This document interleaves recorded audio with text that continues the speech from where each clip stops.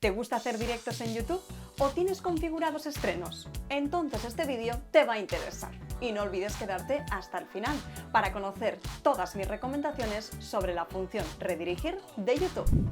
Cuando estés terminando tu directo, con la opción YouTube Live Redirect vas a poder enviar a tus espectadores a un estreno o a una emisión en directo de otro canal que hayas seleccionado, o incluso mandarlos de nuevo a tu propio canal.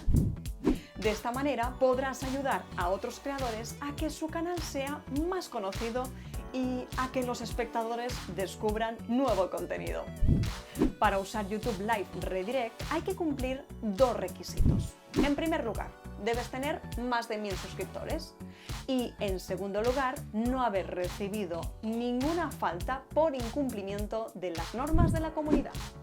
Si tienes menos de 1000 suscriptores, no te preocupes, tu canal sí que puede aceptar que otro creador le redirija a sus espectadores.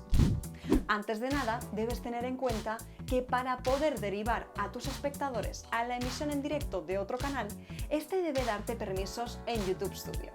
Este proceso es bidireccional, es decir, para que otro canal redirija a sus espectadores al tuyo, tú también debes autorizarlo en YouTube Studio.